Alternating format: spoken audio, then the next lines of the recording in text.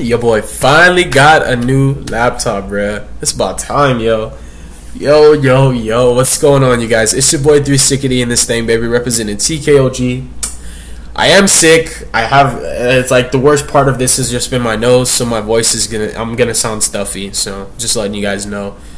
But yeah, I'm coming at you guys with my Danger DARKWORLD deck profile. People have been asking for this. I've been showing duels, I've been putting teasers, I've been showing the boards I've been making.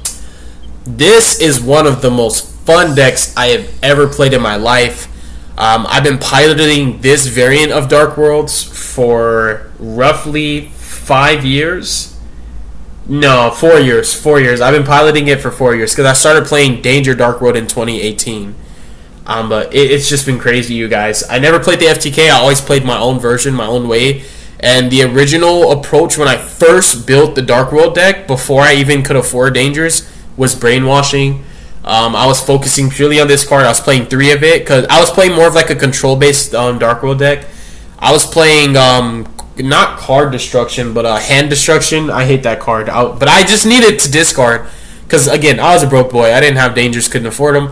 No, I was playing Dogmans though. I was playing Dogmans and Mothmans. This wasn't out yet. This wasn't out. It was like no, this wasn't even out. I think. No, these were out. I'm tripping. I think I'm tripping. These were out, but I was just playing Dogmans and Mothmans, so I had 6 Dangers. The Allures, the hand destructions, it was just terrible. It was terrible because I couldn't, like, pop off. So, it was basically, like, put some DARKWORLDs on field and then activate Brainwashing. And it was working. It was working. And then it evolved, and it just slowly grew into the beast that it is now. The most successful list that I had competitively was the build that I had actually, because I haven't played this deck in a while, I'm not going to lie. It was way back in 2019. It was my undefeated Danger DARKWORLD Brainwashing deck. I mopped everybody. That was in Trinity format. So, you guys, that was one of the best formats. That was one of the strongest formats, too. I mopped I played, like, 2 Thunders. I played, like, 2 different Orcus variants. None of them were pure Orcus. This was when, like, Mermaid was legal or splashing it. Because even I was playing Mermaid in that list. I was playing Mermaid for Ibly. I made my in board was a full Colink Tri-Gate Wizard board with an Ibly that I gave to my opponent. Hand Loop for 4, Brainwashing. It was insane. It was insane. There was just no way. Every time I went first, I won. It was so good. It was so good, you guys. This deck is so good. I'm not gonna lie. If you guys haven't done it already, consider subscribing to the channel. Definitely leave a like, a comment if you will, and hit the notification bell if you're gonna subscribe. And if you want to support the channel, click the description box. There are links that you can follow to get to whatever you desire as your form of support. I appreciate any and everything, but I'm not telling you have to do anything. So yeah, you guys, it's a really fun deck. Fast forward to now, where we're at now, you know, it's a totally different approach. There's no Mermaid, there's no Ibly. There is a Fiend that I really want to play. I summoned it off Lucent. I actually showed it in that profile way back when. The Fiend, it's a Fiend that I was summoning from my deck to my opponent's field, and its effect literally said that you cannot summon monsters. So when you had it, you would have to crash it. But what I was doing with that combo is I was summoning a bunch of XYZs all in defense. I didn't summon any links if I had control over it. And if I did, I would just summon little ones just to like keep clearing zones so I could keep summoning Dangers and stuff. And when I gave my opponent that monster, it said they can't summon. I forgot the name of the Fiend. I ain't gonna lie, bro. I felt like I was spicier then than I am now. Like, the list that I had back then, it just feels spicier than this one, but spice isn't important. What's important is results. You just need your deck to do and function and just do what it's designed to do. But it just felt like it was more insane back then, but I gotta work with what I got. We don't have Mermaid, you know, I can't really consistently Ibly. I don't have Lucent because I'm not playing Lucent because I forgot that Fiend's name. I would have to go back to my profile and watch it and then pick up Lucents in real life. Because this list is based off what I have in real life. I'm just showing it on my laptop right now because I really just wanted to do it this way. But this is the list, you guys. The deck's functionality, it is so RNG based that it's almost laughable that the deck works, but it just does. As you guys see, I max out on every single Danger because these are the most, these are like the most chances that you're going to get to hit your DARKWORLDs. And what truly unlocks the potential of this deck, you guys, is Ceruli. So this deck might not be on anybody's radar, but what you guys need to understand right now is if these cards are resolving their full effect, as in the potential is unlocked, they are being discarded by your opponent's card effects, they are definitively broken cards. They're not once per turn, and they're broken effects. And they're not fair. It's just not. Like, Snow is not just a searcher. She is a, what monster's in your grave? I'm going to take that. And I'm going to summon it on your turn. When Pankratops was at 3, bro, I was taking people's Pankratops off of my Snow. Like, I was hitting hand traps, combo pieces, I was hitting crazy stuff off of Grapha, bro. I was hitting the best cards. Like, I think I hit a Servant of Endymion off my Grapha. From hand. Like, from hand, bro. From hand. From hand. Like, it's crazy. These cards are actually crazy. Like, these cards are so broken that Konami had to give them the gimmick that they had to be discarded by your opponent's card effect, because it would not be fair if they simply said discarded by card effect. You mean to tell me that every time I just discard Silva, just me discarding it, my opponent loses 2 cards? These cards would be banned if that was the case. Hence why they have that limiter on them. These 3 cards are the primary way that you're going to unlock the full potential of your deck. In excess, Brainwashing. For your hand loop turn 1, Guru. You play 2 Guru, because I found after so much testing and just getting re-familiar with the way I play the deck, you're not resolving Ceruli 3 times anymore. You're just not, you know? Realistically speaking, you're going to hand loop for 4. And that's the only time you want to resolve Ceruli. There have been times when he just gets discarded off of danger and I don't have control over it, because he's mandatory, he's going to activate, and I don't have a Silva in hand. But if you have a Dark World, he will give you the full benefit. You'll get a Pot of Greed, you'll get a Search, and if they hand trapped you, you get a free body. Pop 2, broken, just broken. All I'm going to say, capital BROKEN, ban this card. Oh my god. Grapha and Silva are definitely the best when you hit them off of Ceruli. This card's just, I feel like this deck, I just feel so grimy, bro. Like, I feel like I'm a slimy doodle bob, like, bro, like, just slimy doodle neck. Like, I don't take a shower, musty, I smell like onions, my armpits just stank. It's like, let me just look at your hand, like, ugh. Like, I hated Dark World players back then, bro. It was so annoying. Like, they were so annoying, bro. Because it's like they would look at your hand, they would just pick at it, just touch it, look at it. What does that do? Let me see. Okay, I'm going to take that. I'm going to drag down to the grave. Like, this deck is still just as annoying. It's just a lot more powerful now. Yes, you can still extra link. I'm just not going that route. The end board that I consistently end on is Dweller, Titanic Galaxy, Appaloosa, Griffin, Brainwashing. With Snow engraved sometimes. Sometimes I haven't seen Grapha and I have to mill him. Grapha is a huge... Grapha is still the best. Even though Snow's your Stratos and she searches everything, she could be considered the best card because she searches everything. But in the terms of, like, economically speaking, right? Grapha is what is going to allow your hand size to continue. It just stabilizes your plays. As you're hitting cards like this, you're just going to bounce them back to your hand, summon Grapha, link him off for free, use a danger, hit this again, you get 2 free bodies, use his effect, bounce this back to hand, link him off for free. Grapha is a free infinite link fodder as long as you have extra deck. When I say I have summoned 12 of the 15 cards on my extra deck on my first turn, I have done it. I have draw 3'd into a draw 3. I've gotten myself to 8 cards left in deck, and I play 60. My opponent had 2 cards in hand, and I had more negates than he could even use his brain to comprehend. Didn't matter if he had a Dark World. Didn't matter if he had a Spear Mode. He loses every time. If this deck gets to go off, it feels like the strongest combo deck of the format.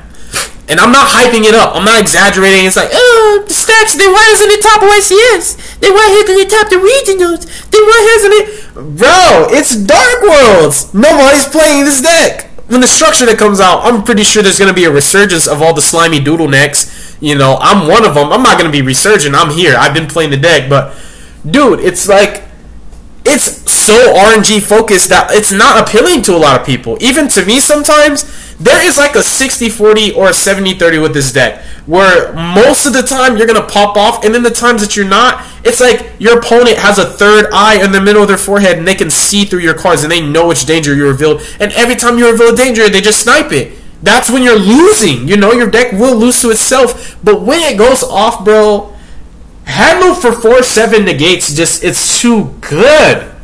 Dweller, you have Dweller. At minimum, you will get Dweller, Brainwashing, or Dweller plus Snow. So if they Dark Ruler you and they use that one card left in their hand, it has to be able to beat Dweller, Snow, or Dweller plus Brainwashing. And they have to break your board, and then since they can't OTK, you're getting another turn. Like, dude. And even if you just hand loop for 2, which the most consistent every time this deck goes first, if my dangers don't get sniped, and I just, every time I activate a danger, they snipe, you know? And it's like still, even then, if they hit Nessie and then hit Mothman, you can play. But if they're hitting like these, you know, it's going to get hard. But your minimum will hand loop for 2. You're going to get to Curios. You're going to get access to your Grapha. You're going to get Spell Canceller in case they're like Slimeydoodlenecks playing Runic, right? And they're trying to Mystic Mine you. Which, I have 2 different options for Mystic Mine. We'll get there when we get there. But yeah, the deck, it just feels like the best combo deck because it can make every in board. Like, I could play, like, I could throw Swap Frogs in here, right? And I can just make a Link Tune to level 2. I could literally just get tuners, right? It's so easy to just change things in this deck. All I have to do is just swap a couple cards around, and this deck can make any in board. It's kind of crazy. You can play Tier Laments cards in this deck.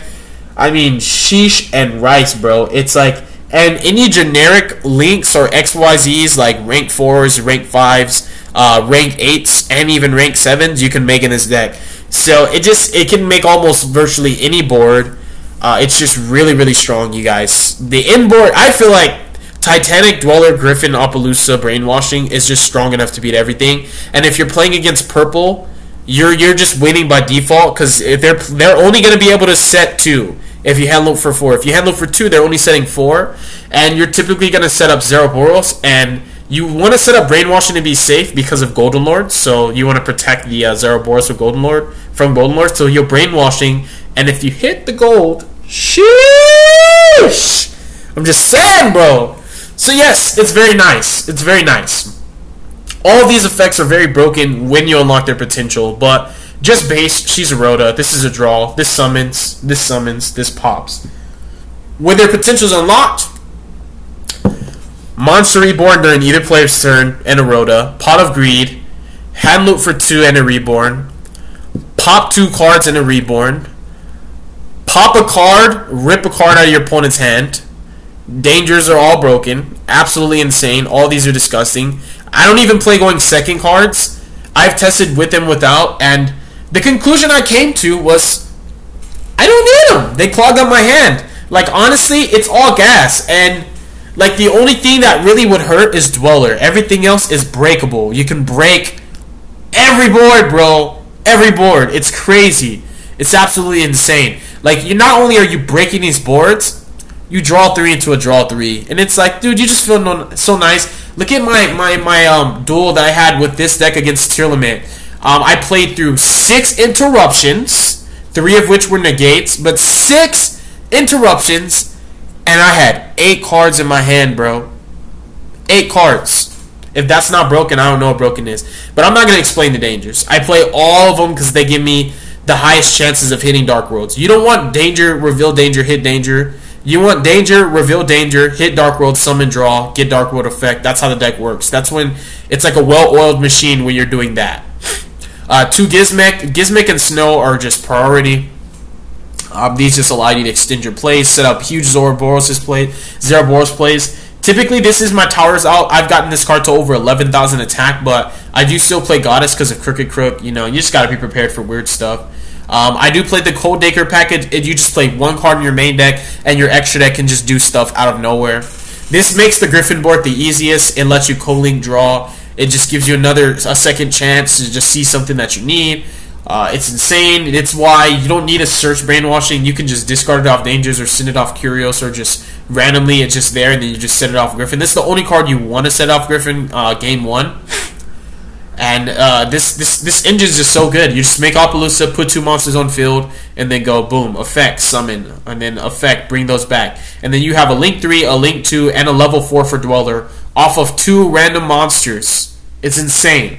Like co-link, you get co-link action with your nightmares. It's really, really, really good. Even with when the new structure that comes out, if I see Dark World players not playing this, I'm just gonna shake my head. Zephyros is not Mando. It's cuttable. It's okay. It's good, but it's not great. You know, it's just another card you can mill.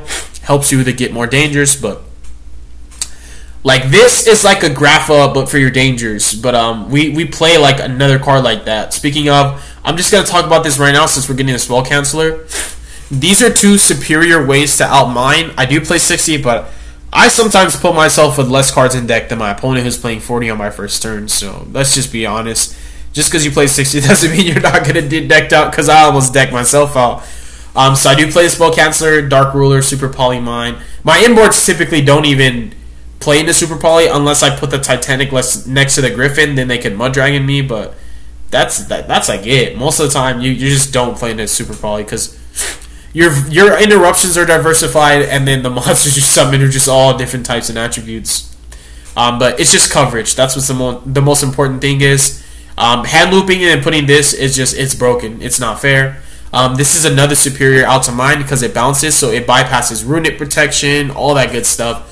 The card's just really, really, really good. You're never going to lose it. You're going to get a second, third, and fourth chance with this. As long as it's not the last card in your deck, you're always going to be able to keep trying to crack mine.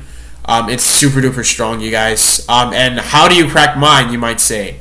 Well, you link until you have a link 4, and you leave one danger monster, and you activate this and bounce that danger monster to hand and that link 4, because it's a monster on the field, back to your extra deck, and you have no monsters, so you won't get decked out. And it's okay to do that because normally the decks that are going to try and mine you as a combo deck and deck you out are like Runic and Sky, so you can feel very, very safe that you're not going to die, especially if you have a Gizmek or a Snow Engrave. And then all the draw cards that I can get away with, 3 Allure. I play the Secrets because I don't have a dedicated normal summon. And this is a +1. +1s are really important.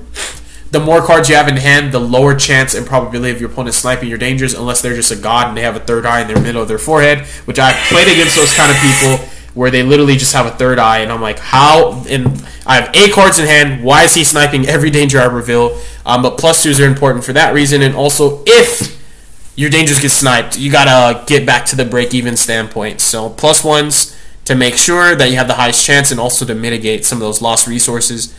This is really good. This baits interruptions too. I've played really bad Sprite players that negate Secrets and they just negate Blue Boys, and I'm just like, this doesn't threaten your board, bro. I know why you did it though. You saw a water level 2 and you just got greedy, so you get punished. And then 2 beginning of the end, not 3. You gotta play 2.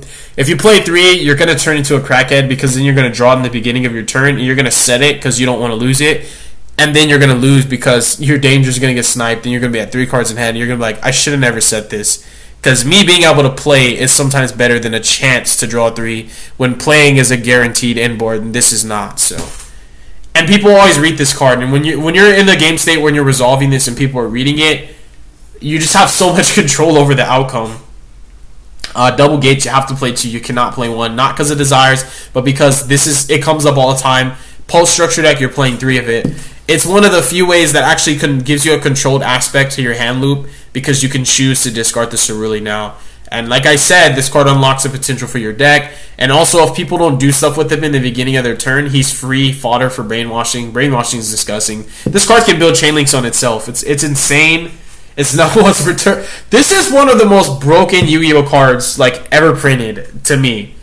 It's not generic, so it cannot be categorized in that, in that regard. But in the terms of like an archetype specific trap, this just does everything for this deck. The only thing that would make it it's already unfair, but the thing that would make it classified as unfair is if it said when your opponent activates a card effect. Then it's like, I have infinite negates, bro, because this card is like infinite monster negates. This is like superior to Appaloosa and all kinds of cards. This kind of sometimes outperforms Dweller because it still plays around Dark Ruler, and it's like it's better than negates because it progresses your game state.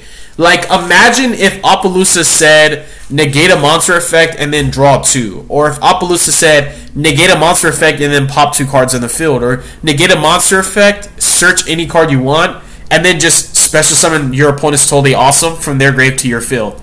Negate a monster effect and make your opponent put 2 cards from their hand to the bottom of their deck. That's what this card says every time. It's just broken. When you are resolving brainwashing, your opponent's going to read it, They're going to count the cards in your hand. They're going to ask for a judge. They're going to make sure that you're not cheating. And then when you activate these effects, they're going to say, no, you have to resolve A to resolve B. You're going to tell them it's all one effect. It all happens at the same time. They're going to cry. They're going to argue. And then they're going to pick their cards up and scoop. And then we have Foolish Burial. It's just utility. It can be so many different things. Do I believe this is a good deck? I really believe this is a good deck. It's sometimes a great deck. But what really holds it back from truly being such an amazing deck that everyone would fear and respect is that it loses to itself sometimes because it's too reliant on your opponent. The fact that Dangers tell your opponent they get to pick, there's always going to be a chance that your opponent will deny your ability to play. So you're sometimes at the mercy of your opponent. That's why in the terms of deck building, you want to give yourself as many chances as feasibly possible to minimize that factor so that it's less about your opponent's mercy and just more about how many times are you going to get lucky, because I'm about to get lucky too. And then the extra deck, we have Dweller, Dugaris, and I do think that's fun. That is one of the fun things about this deck is that you just sometimes get so lucky that it feels like, okay, maybe there's not skill right now. Maybe I'm not a better player than you. I'm just really, really lucky because I shouldn't have hit that. You know, that card should not have been discarded, but because it was, this card specifically, because it was discarded, you just lost the duel, and I'm sorry, but I'm better than you. So it's crazy fun. It's really strong, but what holds it back a lot is the reliance. You know, the RNG. It's more RNG than tier. It's the most RNG deck in the history of Yu-Gi-Oh, in my opinion. Dweller Dugaris, the only Wake Force you need. Giant Trainer, you turbo into this turn 1. This card is like your new Nightmare Mermaid. This is like your Prime Paralipino or whatever it's called. This is your Rhino Heart. This is your Splight Starter. This is a starter. This is a starter. Draw 3. You know, the fatter your hand is, the better it is. The easier it is to play this deck. Titanic Goddess, literally just if people are on the Crooked Cook. Other than that, Zerabor's can out any towers. It gets up to more attack. I think Cyber Dragon is the only deck that can really get that kind of attack. But yeah, you can get this card so high. It's like even the Cyber Dark towers that they'll end on, the 10k towers, you can out it with this. You can easily out the Adagnister Link with this. And it's crazy how you do it with style too. You can set up Dweller, and their little negate will it will be stopped by Dweller. You just Dweller first, and then you make this in the middle of your combo, and it's just GG no re because you killed him.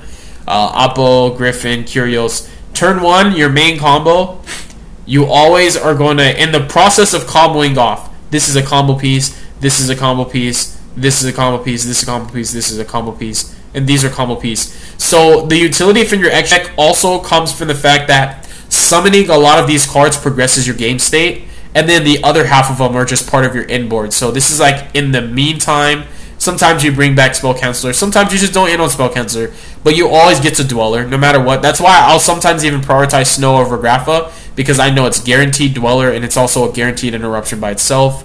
But yeah, like these you're actually ending on, like these just enable, you know, draw 5, essentially draw 5. And then Opalus is so important because of its arrows. These 3 arrows enable this combo. Summon this bad boy, bring out 0, link him into this, use him to bring this and this back. And because Yu-Gi-Oh players do not know how to read, they don't even know that Appaloosa doesn't have enough attack to negate Nibiru, and they still don't nib me. And I'm like, yeah. And it's not like I'm going to tell them, hey, just so you know that my Appaloosa has 600 attack. You don't ask, you're not going to know, bruh. And then IP, I rarely summon it. It might be cut. Phoenix, and then also Dark. Dark's really, really good. This card's so good, you guys. But yeah, that is my deck profile. That's my list. Yes, again, this is such a fun deck. No, I don't think it's competitive enough. But when the structure deck comes out, I do think that this deck is going to shake things up a lot for a lot of people. And I don't think that a lot of players are going to be happy, because when this deck's able to do what it wants to do, it's more unfair than every deck that's out right now. And I don't say that in exaggeration. I mean that wholeheartedly. That is a true, undeniable fact. There is no way hand loop for 4 and 6 negates or 7 interruption is not better than ending on double toad smashers, or ending on like Salic and Kaleido Heart with like 2 other disruptions and maybe a Snow Engrave. Like that's child's play Like, that's what I mean. Like, this deck can feel like, why isn't it tier 0? And it's a lot of just its consistency, its repetition, its performance, its representation. There's a lot of things that factor, but it's like a rogue deck that's able to do tier 0 things that other decks cannot do. This deck is unique in itself, that it can do a lot of things that other decks can do, but other decks cannot do what any of these cards can do. So thank you guys so much for watching this video. God bless you. Make good choices. Don't hurt your brain cells, and y'all have a wonderful day, alright? Deuces is wild, baby. How do I stop this thing? There we go.